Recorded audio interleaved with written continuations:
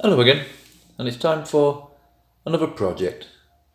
Today we're going to have a little experiment filling in this love on this art. There's one on that side and there's one on that side. Now it's the first time I've used resin to fill in lettering, so it's more of an experiment for my benefit as well as yours. Now the idea is we're going to fill this side in with coloured resin. We'll obviously let it dry. Do the same on the other side, let that dry. One we will leave just as it is with the resin in, and the one on this side we'll sand it right down so it's smooth with the wood, and then we'll put some clear resin over the top and basically just see which is the better of the two. Because this side, which will just have the resin in, it will sink in the middle like so, so you never get it proper flush. But anyway, just a trial and error, bit of scrap wood. This was literally cut out on the bandsaw, and I used a router to route out the word love. If you want to see how that is done, check out any of my other videos. It's the same thing all the time. Okay, that's our little project for today. The resin I'm going to use is Amazing Clear Cast. I love this stuff.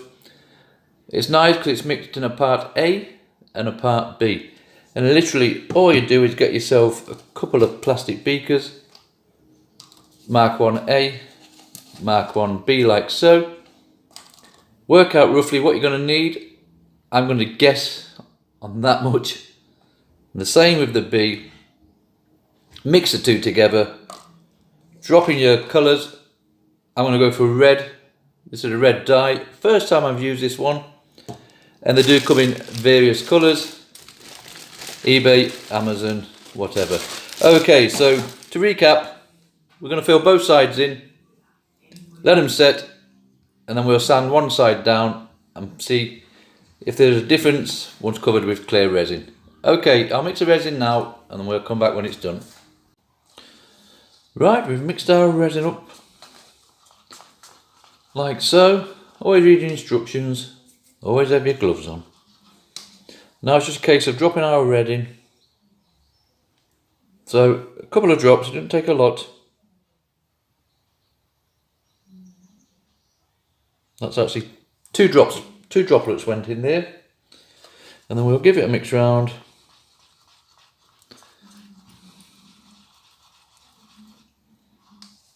You can see how that colour's changed straight away. Now I'm going to leave it at that. Obviously the more dye you put in, I'm surmising that the darker it would get. I have no idea, to be honest. First time I've used this one. But yeah, that's got potential. Right, so what we've got to do now is feed it into our love. This one we've got to put in quite careful because I don't want any sanding on this one at all. Because once you start sanding it, you're going to scuff it up and make it all dull.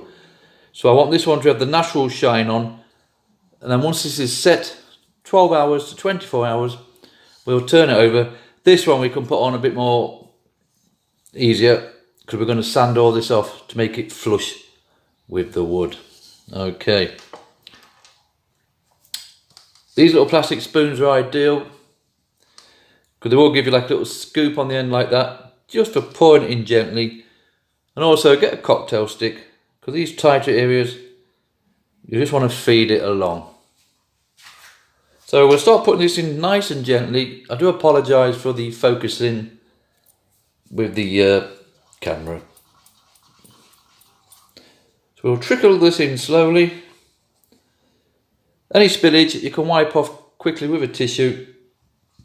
Because remember, we don't want to do any sanding on this one.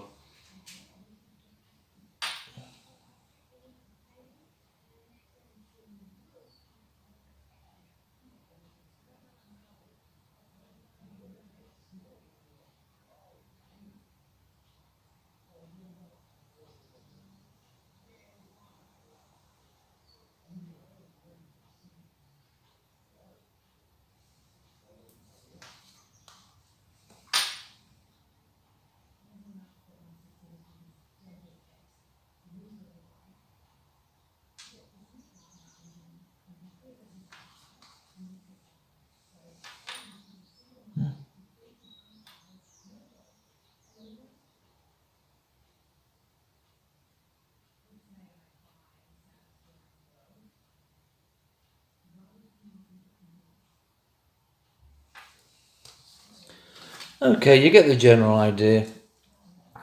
These small areas, we just help it in there like so. And help that one around there.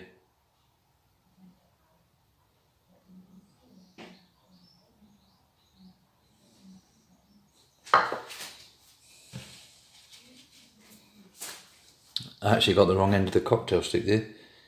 So you can see it'll find its own way around.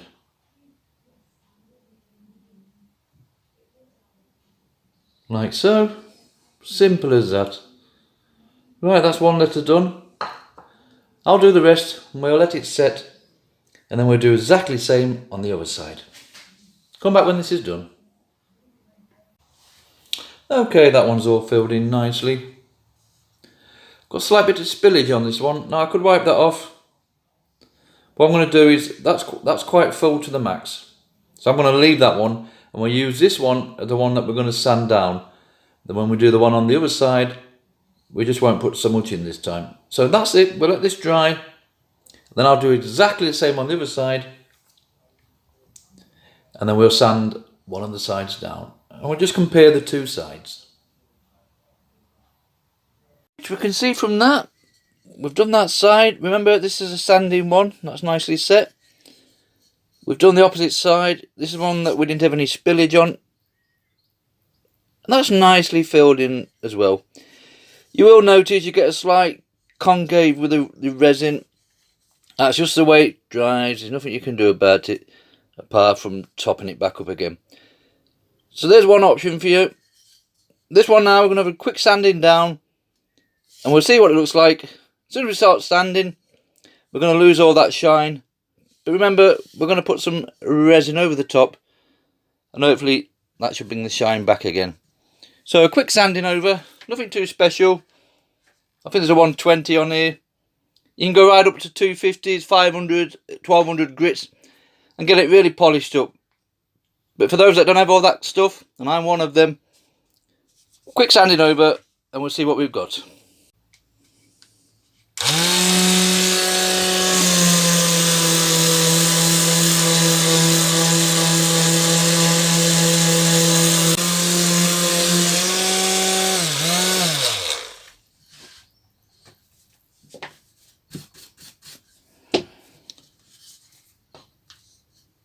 Okay, you can see from that, that's so nicely smooth. That's proper flush with that. There's no dips or anything in there. Now to get that shine back on again, we're just going to pour some clear resin over the top.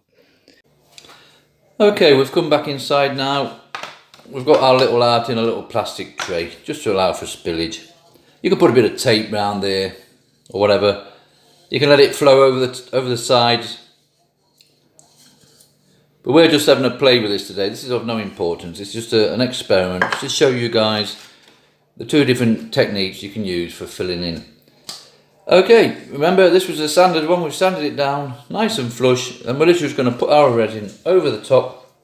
If it runs over the sides, it's no big problem. So just a quick one of putting that over like so.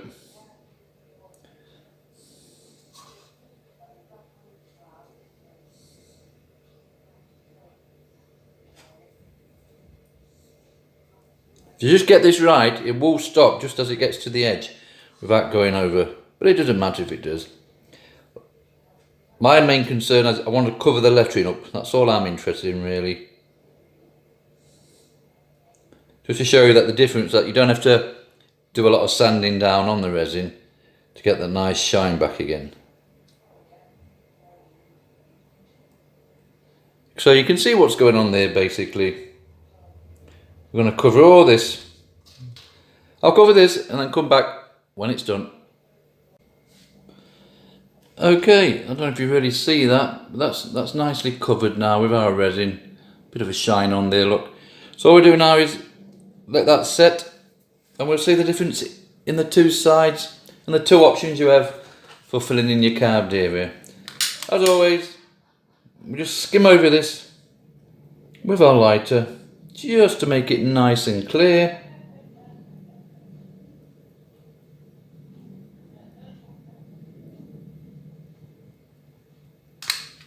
And we'll come back tomorrow when this is nicely set. Right, it's the next day now, and that's all nicely dry. Trying to get a bit of a shine on there. Nice and solid, lovely and smooth. There's no air bubbles in there. There is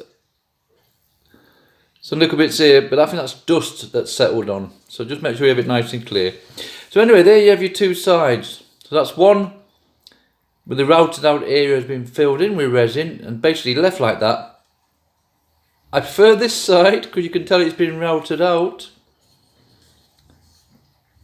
But I also like the smoothness of this side with the resin on. Like so. Because it's that smooth, you could have painted that on there. Nobody would be any wiser once you've covered it. Because it's too smooth. So, it's definitely a choice thing. But there you have it, just a quick experiment to give you two options for colour, filling in, should I say, of your routed area. You can put paint in, sand it off. You can put paint in, put clear resin in. You know, you can put clear resin on top of this to give it a beveled effect, so it's not as sunken. It's whatever takes your fancy, but there you have it for this one. One routed out heart with two resin options of finishing it off with. Thank you for watching.